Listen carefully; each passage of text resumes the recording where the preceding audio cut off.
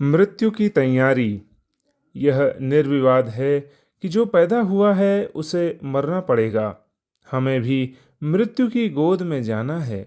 उस महान यात्रा की तैयारी यदि अभी से की जाए तो इस समय जो भय और दुख होता है वह न होगा। मृत्यु के अभी बहुत दिन हैं, यह तब की बात तब देखी जाएगी। ऐसा सोचकर उस महत्वपूर्ण समस्या को आगे के लिए टालते जाना अंत में बड़ा दुखदायक होता है। मनुष्य जीवन एक महान उद्देश्य के लिए मिलता है। लाखों करोड़ों योनियां पार करके बड़े समय और श्रम के बाद हमने उसे पाया है। ऐसे अमूल्य रत्न का सदुपयोग न करके यूं ही व्यर्थ गंवा देना, भला इससे बढ़कर और क्या मूर्खता हो सकती है। जीवन का महान उद्देश्य है कि हम ईश्वर का साक्षात्कार करें, परम पद को पाएं। किंतु कितने हैं जो इस ओर ध्यान देते हैं। किसी को तृष्णा से छुटकारा नहीं, कोई इंद्रिय भोगों में मस्त है, कोई अहंकार में इठा जा रहा है, तो कोई भ्रम जंजाल में ही मस्त है। इन विडंबनाओं को उलझाते सुलझाते यह स्वर्ण अवसर बड़ी तीव्र गति से व्यतीत होता जा रहा है, किंतु हमारा भूसी पटकने का कार्यक्रम उसी गति से चलता जाता है। मृत्यु सिर के ऊपर नाच रही है, पल का भरोसा नहीं, न जाने किस घड़ी गला दबा दे। आज क्या क्या मंसूबे बांध रहे हैं। हो सकता है कि कल यह सब धरे के धरे रह जाएं और हमारा डेरा किसी दूसरे देश में ही जा गड़े। ऐसी विषम वेला में अचेत रहना बड़े दुर्भाग्य की बात है। पाठकों, अब तक भूले पर अब मत भूलो। आंखें खोलो, सचेत हो।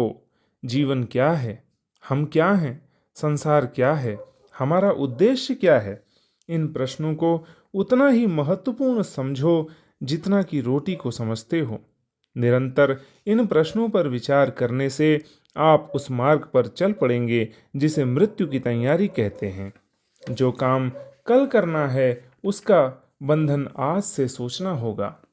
आपकी मृत्यु का समय निर्धारित नहीं है, इसलिए उसकी तैयारी आज से इसी क्षण से आरंभ करनी चाहिए। अनासक्ति कर्मयोग के तत्वज्ञान को समझकर हृदयंगम कर लेना मृत्यु की सबसे बड़ी तैयारी है। माया के बंधन हमें इसलिए बांध देते हैं कि हम उनमें लिपट जाते हैं, तन्मय हो जाते हैं। आप नित्य मैं क्या हूँ पुस्तक में बताए हुए साधनों की क्रिया कीजिए और मन में यह धारणा दृढ़ करके प्रति क्षण प्रयत्न करते रहिए कि मैं अविनाशी निर्विकार सच्चिदानंद आत्मा हूँ। संसार एक क्रीड़ा क्षेत्र है, मेरी संपत्ति नहीं। यह विश्वास जितने जितने सुदृढ़ होते जाएंगे, मनुष्य के नेत्र उतने खुलते चले जाएंगे।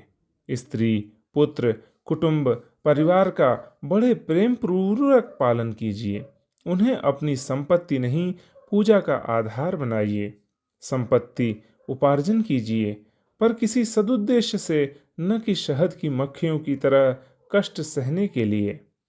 सब काम उसी प्रकार कीजिए जैसे संसारी लोग करते हैं, पर अपना दृष्टिकोण दूसरा रखिए। गिरह बांध लीजिए, बार बार हृदयंगम कर लीजिए कि संसार की वस्तुएं आपकी वस्तु नहीं हैं, दूसरी आत्माएं आपकी गुलाम नहीं हैं। या तो सब कुछ आपका है या कुछ भी आपका नहीं। या तो मैं कहिए या तू कहिए, मेरा तेरा दोनों एक साथ नहीं रह सकते। बस माया की सारी गांठ इतनी ही है। योग का सारा ज्ञान इसी गांठ को सुलझाने के लिए है। पाप कर्म हम इसलिए करते हैं कि हमारा अहम भाव बहुत ही संकुचित होता है। आप अपनी महानता को विस्तृत कीजिए, दूसरों को अपना ही समझिए। पराया कोई नहीं, सब अपने ही हैं। यह अपनापन ऊंचे दर्जे का होना चाहिए, जैसा माता का अबोध पुत्र के प्रति होता है, वैसा नहीं जैसा चोर का दूसरों की तिजोरी पर होता है। सांसारिक जीवों में प्रभु की मूर्ति विराजमान देखिए और उनकी पूजा के लिए अपना हृदय बिछा दीजिए। स्त्री को आप दासी नहीं, देवी मानिए, वैसी जैसी मंदिरों में विराजमान रहती है। पुत्र को आप वैसा ही महान समझिए जैसे गणेश जी को मानते हैं। सांसारिक व्यवहार के अनुसार उनके प्रति अपने उत्तरदायित्वों का पालन कीजिए। स्त्री की आवश्यकताएं पूरी कीजिए और पुत्र की शिक्षा दीक्षा में दत्तचित्त रहिए। पर खबरदार, होशियार, सावधान, उन्हें अपनी जायदाद न मानना, नहीं तो बुरी तरह मारे जाओगे, बड़ा भारी धोखा खाओगे और ऐसी मुसीबत में फंस जाओगे कि बस मामला सुलझाने से नहीं सुलझेगा। संसार के समस्त दुखों का बाप है मोह।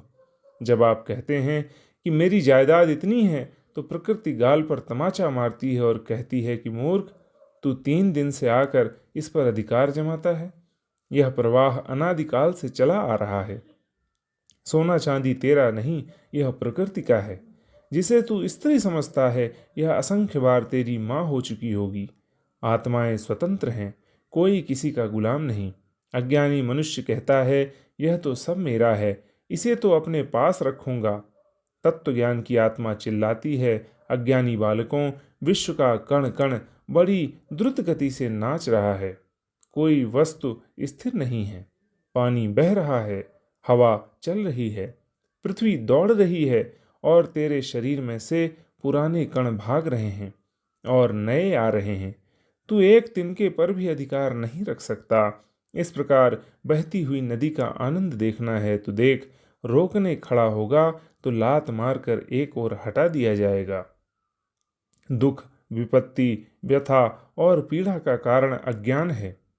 मृत्यु के समय दुख प्राप्त करने का, नरक की ज्वाला में जलने का, भूत प्रेतों में भटकने का, जन्म मरण की फांसी में लटकने का एक ही कारण है, अज्ञान, केवल अज्ञान।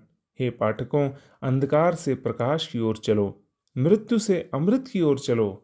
ईश्वर प्रेम रूप है, प्रेम की उपासना करो। स्वर्ग पैसे से नहीं खरीदा जा सकता, खुशामद से मुक्ति से नहीं मिल सकती।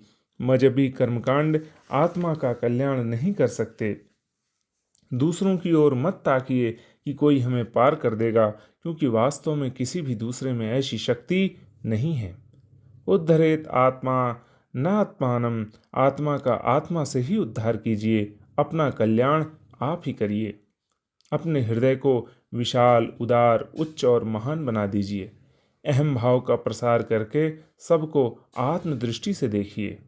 अपनी अंतरात्मा को प्रेम में सराबोर कर लीजिए और उस प्रेम का अमृत समस्त संसार पर बिना भेदभाव के छिड़किए। अपना कर्तव्य धर्मनिष्ठा पूर्वक पालन कीजिए। व्यवहार कर्मों में रत्ती भर भी शिथिलता मत आने दीजिए, पर रहिए कमल पत्रवत। राजा जनक की तरह कर्मयोगी बनिए, अनासक्त रहिए, सर्वत्र आत्मीयता की दृष्टि से देखिए।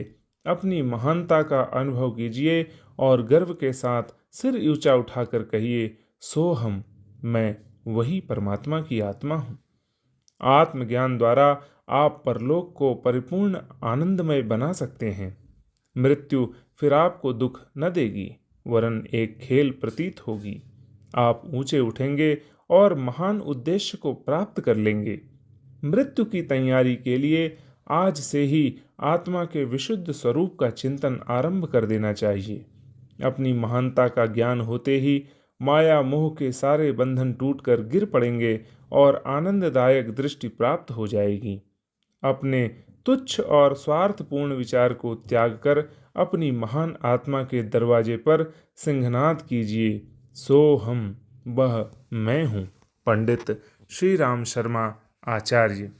पुस्तक मरने के बाद हमारा क्या होता है।